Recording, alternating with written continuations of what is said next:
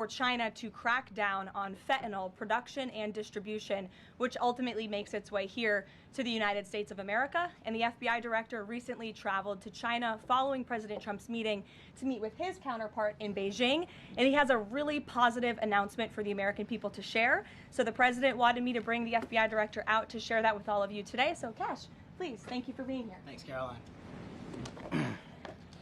As Caroline mentioned, we have some tremendous news thanks to President Donald J. Trump once again for the American people. As soon as the President of the United States took office, he issued a mandate to rid America of the scourge that is fentanyl, a drug that has killed hundreds of thousands of Americans. Thanks to his leadership and direct engagements with China, we set up a framework to execute that mission 8 months ago. Attorney General Bondi immediately thereafter took steps to engage her counterpart in China at the Ministry of Public Security. Pursuant to their direct discussions, as the FBI director designated to run counterpoint on this, along with the Secretary of State Rubio and Ambassador Perdue and the team here at the White House, we set forward a path to implement the policy needed to crush the plague of fentanyl. Deputy Attorney General Blanche and our teams have been hard at work ever since, ultimately culminating in my trip to Beijing last week. This was only possible due to President Trump's historic engagement with President Xi just a few short weeks ago that set the stage for today's announcement. At that meeting, the leaders reached an agreement. But just to put this in frame for the American people, a reminder here that nearly 100,000 people died of fentanyl overdoses just last year alone. Here, this year, under this president, the FBI has seized 1,900 kilograms of fentanyl so far. That is a 31% increase from the same time period last year. To put it in perspective, that's enough fentanyl to kill 127 million Americans. Fentanyl precursors are what makes up fentanyl. While we, the interagency, the Department of Justice, have been fighting hard to seize and stop drug traffickers, we must attack fentanyl precursors, the ingredients necessary to make this lethal drug. That was the sole purpose of my trip to China, to eliminate these precursors. And if successful, we would suffocate the drug trafficking organization's ability to manufacture fentanyl in places like Mexico. This was the first time an FBI director has been to China in over a decade and received the audience with his counterpart to address this matter directly.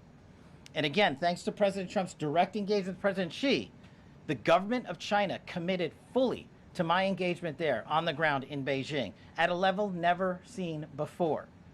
While at Ministry of Public Security headquarters, I met with my counterpart at MPS, where the Chinese government agreed on a plan to stop fentanyl precursors. What does that mean? The People's Republic of China has fully designated and listed all 13 precursors utilized to make fentanyl. Furthermore, they have agreed to control 7 chemical subsidiaries that are also utilized to produce this lethal drug. Effective immediately, essentially, President Trump has shut off the pipeline that creates fentanyl that kills tens of thousands of Americans. These substances are now banned, and they will no longer be utilized by the Mexican drug trafficking organizations or any other DTOs around the world to make this drug. This historic achievement has saved tens of thousands of lives. This historic achievement would not have been possible without the tremendous team of President Trump, the Attorney General, the Department of Justice, the Federal Bureau of Investigation, and Ambassador Perdue in China, whose ground-level engagements were imperative to achieving this result. This is yet another example of how President Trump defends the American people, provides security for the American people, and puts the American people first. This is a historic first-in-its-kind achievement by any president to stop the scourge of fentanyl, and it should be championed by every single American. This achievement will save lives. We are thankful for President Trump's steadfast leadership, and this FBI will fearlessly follow in his footsteps to ensure that this mission of safeguarding the American public is achieved every single day. Thank you. Thanks, Caroline. Thank you so much. Appreciate it. Okay. Thank you again, Director Patel. Before we get going, I do have one quick scheduling announcement. Tomorrow, President Trump will be joined by the First Lady in the East Room for an executive order signing aimed at expanding opportunities for education, career development, housing, and other resources for young people transitioning from foster care to adulthood. This is part of the First Lady's Fostering the Future efforts, which are a Be Best initiative. In other news, the Democrats dragged on the government shutdown for 43 days, the longest shutdown in U.S. history. But tonight, thanks to Republicans, the White House is very hopeful that this shutdown is going to come to an end. The damage caused by the Democrats with this reckless government shutdown cannot be forgotten. It is entirely the fault of the Democrat Party. Just look at the vote count. Hundreds of thousands of federal employees have missed their paychecks.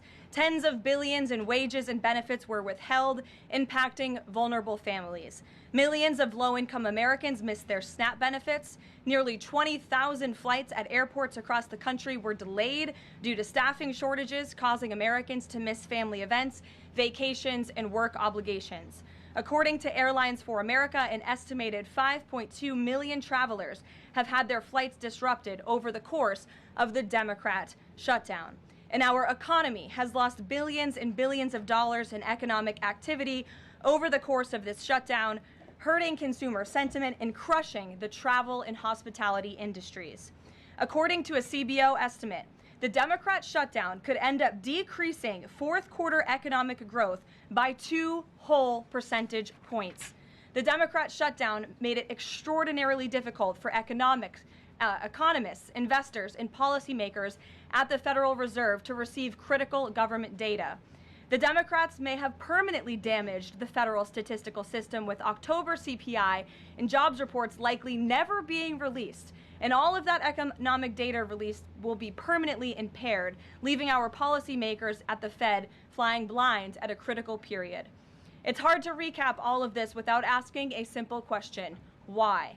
Why have the Democrats put the American people through this pain for 43 days in a row? And it feels like Groundhog Day being up here again talking about this Democrat shutdown. And the answer to that question is pure partisan politics.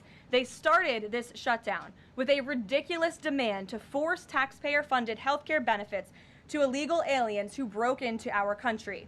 Even after it was clear President Trump and Republicans would never force American taxpayers to pay for free health care for illegals.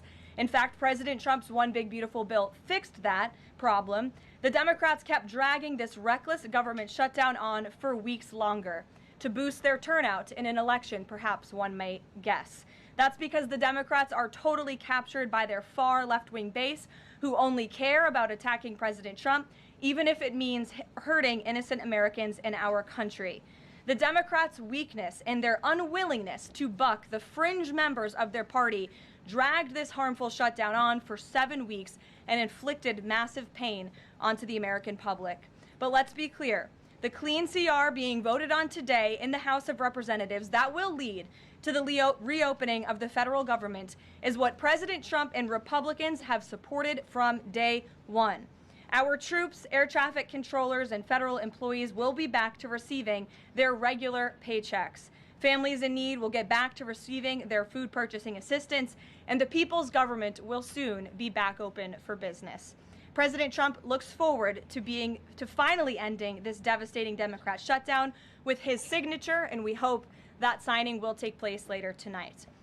On another matter, I want to address the affordability issue that's received a great deal of media attention this past week, which is ironic because it didn't receive that much attention when Joe Biden was here and inflation was at a record high 9%, the worst inflation crisis in modern American history. And President Trump won a landslide election in part to address the affordability issues created by Joe Biden and the Democrats. And that's exactly what President Trump has done since day one of his administration. Since the first day in office and every day since, the Trump administration has taken aggressive action to fix the Biden-created cost of living issues. The notion that the same Democrats who just shut down the federal government to sabotage our economy, rob people of their paychecks, and also helped Joe Biden ratchet up inflation to 9% are now suddenly affordability champions, that notion is completely absurd. And it's something only the liberal media would have the gall to push. But the reality is that President Trump and his administration have done so much to lower prices and increase the economic prosperity of the American people. And this president and his team of amazing economic advisors are going to keep working on this issue every single day. In less than 10 short months, President Trump signed the largest middle-class tax cuts in American history, including no tax on tips, overtime, and Social Security, which will guarantee that next year Americans are going to put more money back into their pockets. The president has completely unleashed American energy dominance to help bring gasoline prices to the lowest in 5 years, and we expect them to continue to decrease.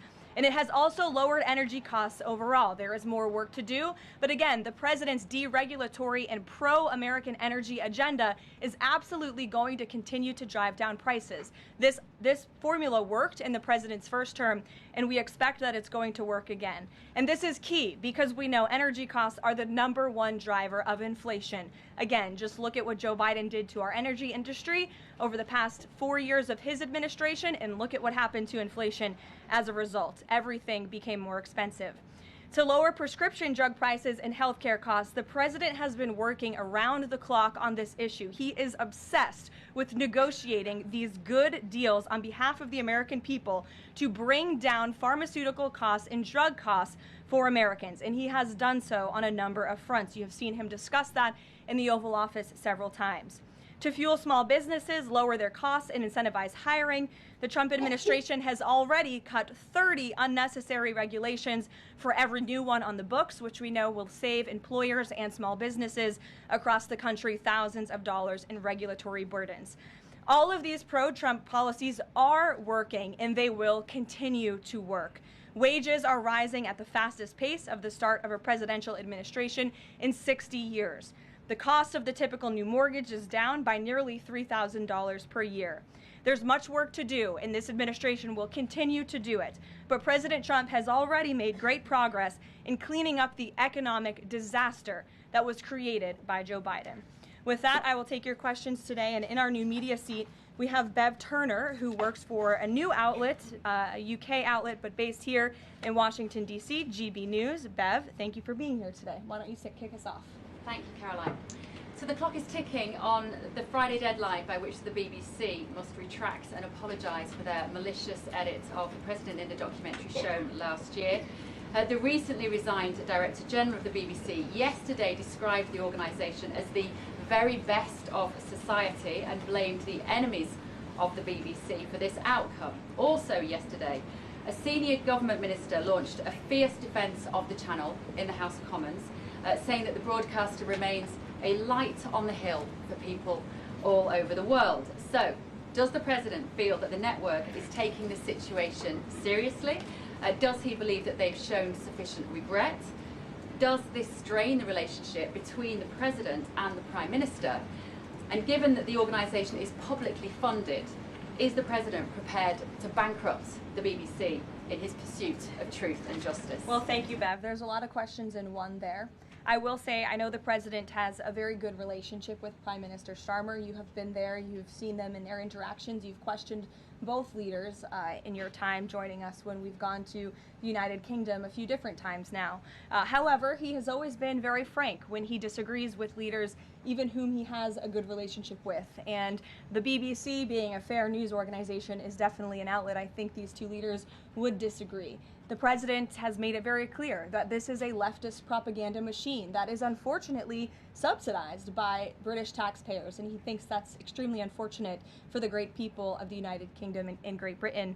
And I think that the president was deeply concerned by the editing, the purposeful and dishonest editing of his speech that was so clearly fake news, and he rightfully dubbed that term many years ago, and this is a classic example of that. We see it in the United States all the time. We see it now in the United Kingdom. As you know, the president's external legal counsel has filed a lawsuit against the BBC. We expect that to continue, and whether they apologize or not is up to them. Thanks for being here, Bev. Ouija. Thank you, Caroline. Sure. I have your statement about the new Epstein emails that have been released by House Democrats. Mm-hmm. Separate from why you believe the emails were made public, can you address their substance? Did the president ever spend hours at Jeffrey Epstein's house with a victim? these emails prove absolutely nothing other than the fact that President Trump did nothing wrong. And what President Trump has always said is that he was from Palm Beach, and so was Jeffrey Epstein. Jeffrey Epstein was a member at Mar-a-Lago until President Trump kicked him out because Jeffrey Epstein was a pedophile and he was a creep. And this email you refer to with the name of a victim that was unredacted now and has since been reported on in this room, so I will go ahead and say it, Virginia Giuffre. And it was CBS's own reporting, Ouija, that recently wrote that Miss Giuffre maintained, and God rest her soul, that she maintained that there was nothing inappropriate she ever witnessed, that President Trump was always extremely professional and friendly to her. And so I think it's a question worth asking the Democrat Party, and you should all go ask them after this briefing, of why they chose to redact that name of a victim who has already publicly made statements about her relationship with Jeffrey Epstein and is unfortunately no longer with us. Mary. Thank you, Karoline. 2 questions on this. In the interest of transparency, why not just go ahead, release the full files on Epstein, get this all over with? This administration has done more with respect to transparency when it comes to Jeffrey Epstein than any administration ever.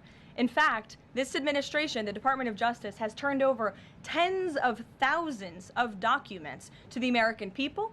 We are cooperating and showing support for the House Oversight Committee. That's part of the reason you are seeing these documents that were released today, because of the House Oversight Committee's and Republicans' efforts to get these out to the public. This administration also moved, the Department of Justice also moved to unseal grand jury testimony, which we know, unfortunately, a judge declined those requests. So this administration has done more than any, and it just shows how this is truly a manufactured hoax by the Democrat Party. For now they're talking about it all of a sudden because President Trump is in the Oval Office. But when Joe Biden was sitting in there, the Democrats never brought this up. This wasn't an issue that they cared about because they actually don't care about the victims in these cases.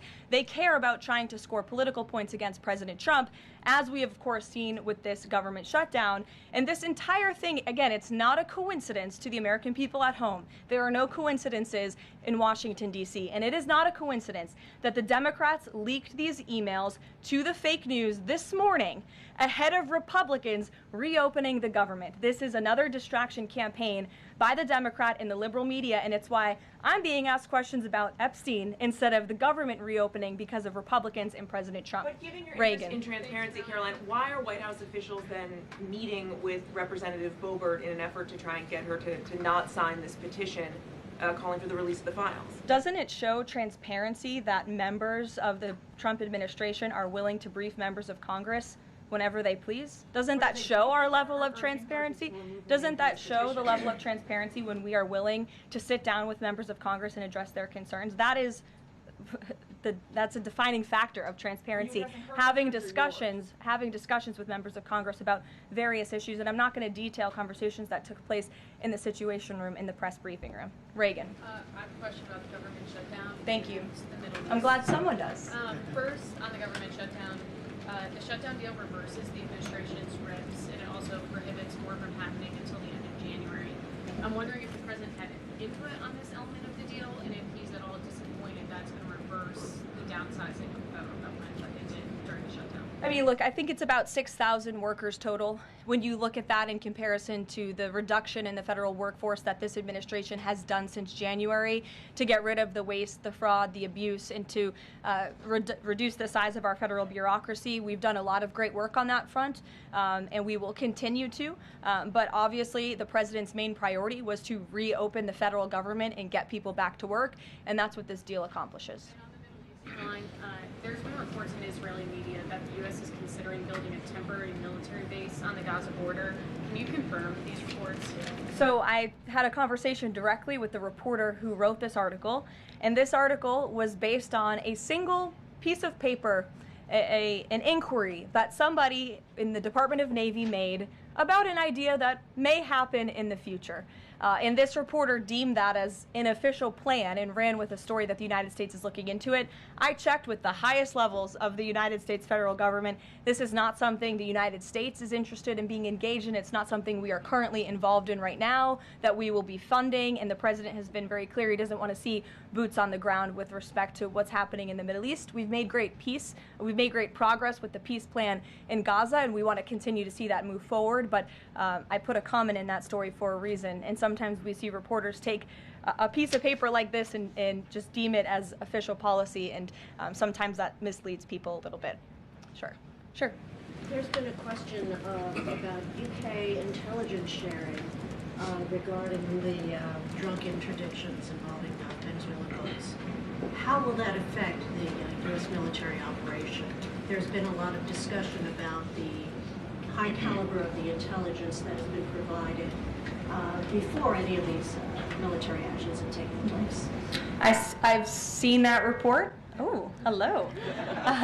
I've seen that report. I'm familiar with the reporting, but we don't comment on intelligence matters, classified intelligence matters, as you know. As for the Trump administration's position on our narco-terrorist campaign in the Caribbean, it is going to continue, and the president has made it very clear he's not going to allow terrorists to bring illegal drugs that kill American citizens into our great country. Sure, John. I'll go to John and then Zolan. Go ahead. Thank you so much. Trump has talked about sending out $2,000 checks to U.S. citizens. Earlier this year, he also talked about sending a Doge dividend. That didn't materialize. Should U.S. Citizens expect the $2,000 proposal? Is the White House committed to making that happen? The White House is committed to making that happen, yes, and we are currently exploring all legal options to get that done. I don't have a timeline for you or any further details, but I can confirm for you that the president made it clear he wants to make it happen, and so his team of economic advisors are looking into it, and when we have an update, we'll provide one.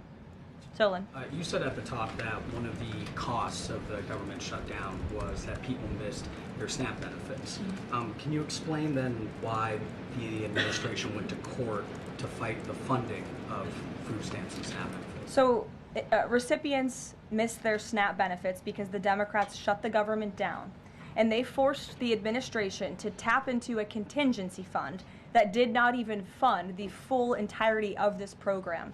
And so then you had an unhinged judge who was trying to dictate from the bench what the executive branch has to pay for and where that money has to come from. That is judicial overreach at its finest, and so that's why the administration pushed back on that. We can't have the judicial branch telling the executive branch that we need to rob the Children Nutrition Fund, which is what this judge was trying to do, to pay for SNAP benefits. That's completely inappropriate and it's unconstitutional, and we've been proven right with that legal argument. But now the good news is, again, thanks to Republicans and in several hours President Trump, the government is going to be reopened, and SNAP recipients are going to receive their full benefits, which is what President Trump has always wanted to do.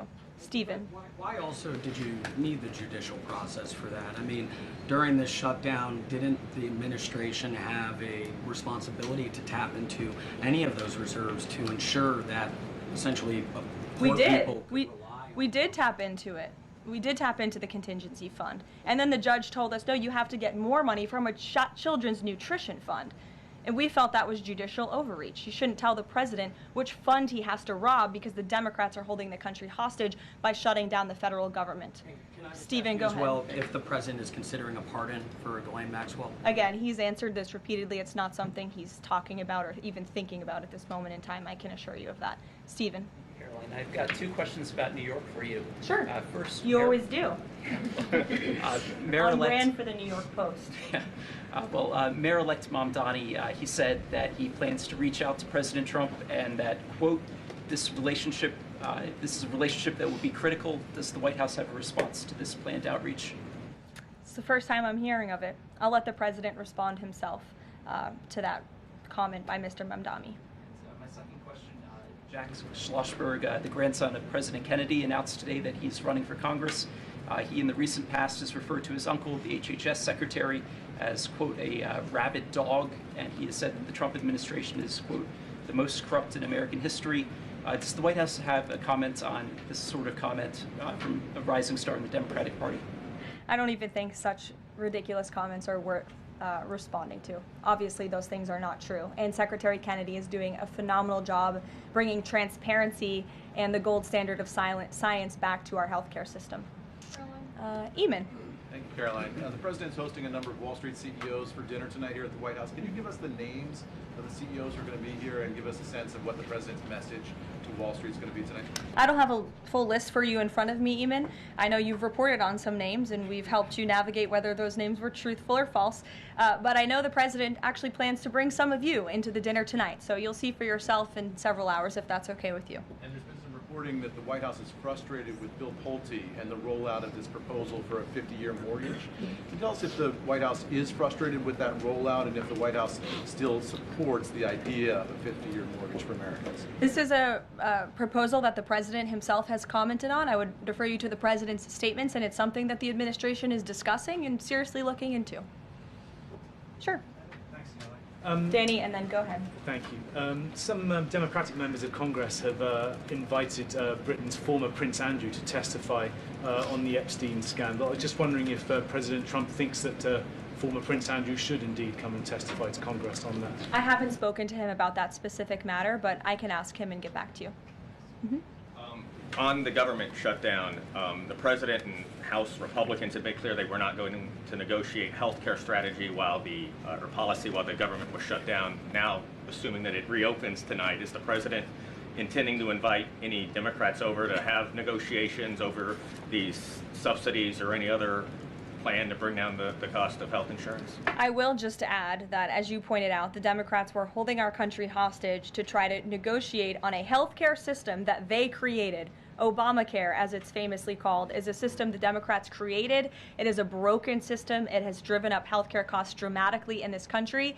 And now they shut the government down to try to fix that system they broke. It doesn't make any sense to us, which is why the president said that's a completely untenable position. However, once the government reopens, the president, as he's always maintained, is absolutely open to having conversations about healthcare. And I think you'll see the president putting forth some really good policy proposals the Democrats should take very seriously to fix, again, the system that they broke. You can't trust the same people who broke the system to fix it, and so the American people will continue to hear from the president on this issue. Follow up on the question about the $2,000 payments of tariff revenue. The president had also talked about using tariffs to bring down the national debt. Would this be in lieu of that? Like, this is now the new way to maybe to use that tariff revenue? No, the president put out a statement on this clarifying he wants to do both things with the tariff revenue that he's bringing into this country. Trillions of dollars are expected to continue to pour in, and it's part of the reason that the Supreme Court case is so vital for our country's future, to restore our manufacturing industry in this country, to protect our national security, to continue to allow the president to use tariffs as leverage to negotiate economic deals that, again, are good for our national security. And that revenue can then be used for various reasons, to pay down our debt and also perhaps to give these rebate checks back to Americans, which, again, the White House is exploring the legal options of how we can get that done. Catherine, go ahead. Caroline, Viktor Orban said this week that President Trump has promised Hungary some kind of financial shield. Do you have any details on how that will be structured or what that would look like? I don't, but I'm happy to check with the National Security Council and get back to you. One more. You recently said you'd check with President Trump about why he needs to get an MRI on his recent trip to Walter Reed. Do you have any more detail on that? I do, and I'm glad you asked. As stated in the memo provided on October 10th, President Trump received advanced imaging at Walter Reed Medical Center as part of his routine physical examination. The full results were reviewed by attending radiologists and consultants, and all agreed that President Trump remains in exceptional physical health, which I know all of you will see with your own eyes later this evening when he opens up his dinner to the press, and perhaps you will see him when he signs the bill to reopen the federal government. So stay tuned on plans for that. Thank you, everyone. House?